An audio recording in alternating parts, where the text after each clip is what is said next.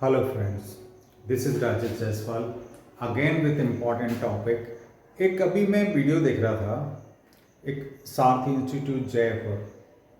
वो सर ने एक बहुत अच्छी बात बोली कि आप कहीं भी चले जाइए, आखिर फाइनली पढ़ना आपको है। आप दिल्ली चले जाओ, भोपाल चले जाओ, इंदौर चले जाओ, मुंबई चले जाओ, पढ़ना किसको है? पढ़ना फाइनली स्टूडेंट को है। तो रियली आई लाइक दिस, और मुझे ये बात समझ आई कि सच में जब हमें ही पढ़ना है तो फिर हम कैसे पढ़ें। ये बहुत ज़रूरी है हम ये समझें कि हम कैसे पढ़ें। तो इस विषय में मैं आपको थोड़े से इन्फॉर्मेशन देना चाहूँगा कि देखिए, जब भी हम पढ़ते हैं या कोई भी कार्य, आप यदि अपनी लाइफ जी रहे हैं तो आप देखेंगे कि 5 सेंसेस के थ्रू हमारा पूरा इन्फॉर्मेशन हमारे माइंड में जा रहा है। चाहे जनरल लाइफ का हो, चाहे पढ़ाई का, कैसा भी हो, माइंड में जो भी इंफॉर्मेशन जा रहा है, कैसे जा रहा है? थ्रू 5 सेंसेस, सी, हेयर, टच, टेस्ट, स्मेल। और ये जो 5 सेंसेस के थ्रू डाटा जाता है तो हमारे नसों के माध्यम से सीधा जाएगा ब्रेन में। और ब्रेन के अंदर जो न्यूरॉन्स हैं, न्यूरॉन्स के बीच की जो एक्टिविटीज़ है उसमें ये डाटा जाके सेव हो जाता है। इलेक्ट्रिकल सिग्नल्स के तौर पे ये जाएगा। अमंग द न्यूरॉन्स कुछ एक्टिविटीज़ होगी, अपन कह सकते हैं एक तरह से वायर हो गया, कनेक्शन हो गया, सिनेप्सिस इसको कहते हैं। तो ये जो एक्टिविटीज़ होती है, इस तरह से डाटा हमारे माइंड में स्टोर होता है। अब आप समझिए कि कौन 5 सेंसर्स के थ्रू किस तरह से डाटा हमारे माइंड में जाके भरा है। तो आप देखो, कुछ चीज़ों का बहुत बड़ा रोल है। अब देखिए, नेचुरली हमको ऑलरेडी इतना याद होता है रियल लाइफ का।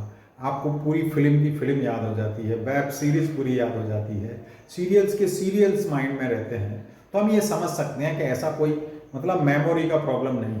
हर बच्चे के अंदर एक प्रॉपर सिस्टम है कि वो हर चीज़ को, आपको देखो हर चीज़ ऑलरेडी, कितनी सारी चीज़ें हमें याद है यदि आप देखेंगे तो।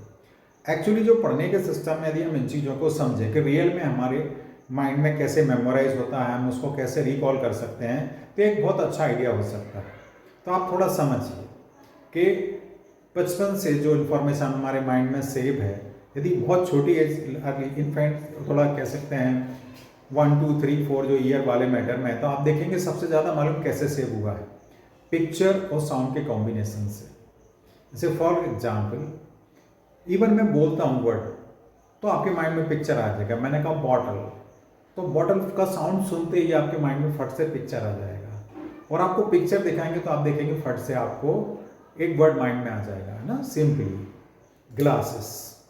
तो आप देख सकते हैं पिक्चर देखते ही आपके माइंड में साउंड आ जाता है। तो इन चीज़ों का बहुत बड़ा रोल है। कैसा?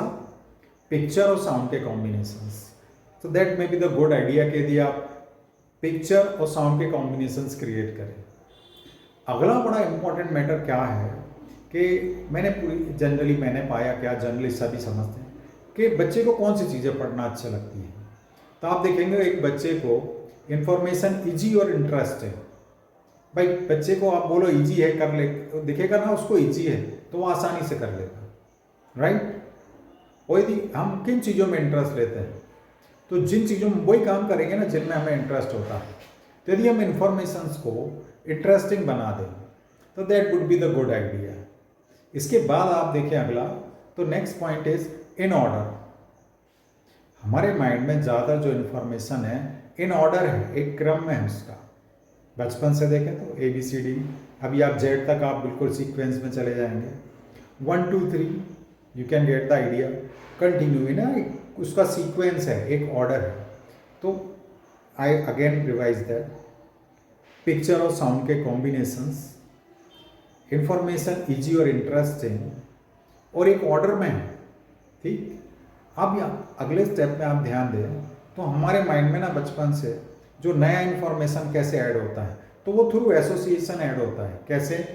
Mnemonic technique. ऑलरेडी हमारे माइंड में पहले से बहुत कुछ है और उसके साथ एक के साथ एक जोड़ते जाएं, एक के साथ एक जोड़, और एक्चुअली नेचुरली जुड़ता है ऐसे, तभी जाके हमें ये चीज़ें आसानी से याद होती हैं। और यहाँ पे एक पॉइंट और मैं ऐड कर दूँ, सिमिलरिटीज और डिफरेंस। यदि आप स्टडी में देखेंगे कि जो सिमिलर हैं तो वो एक दूसरे से कनेक्ट होते जाएंगे। जो डिफरेंस है ना, जब ये अपन देखें तो इंग्लिश लैंग्वेज में पढ़ते हैं एंटोनिम्स, सिनोनिम्स, जल्दी याद हो जाते हैं। तो इस तरह से हम ये जानें कि कैसे हमारे माइंड में इंफॉर्मेशन सेव होता है, हम कैसे उसको रिकॉर्ड और रिकॉल कर सकते हैं। यदि हम ये समझे तो हम आसानी से, पढ़ाई कोई भी हो, देखिए आप कोई बड़े एग्ज़ाम के लिए प्रिपेयर कर रहे हो, चाहे स्कूल के लिए, कोई भी इंफॉर्मेशन यदि हमें स्टोर करना है तो हमें ये जानना बहुत ज़रूरी है कि कैसे स्टोर हो रहा है। Thank you.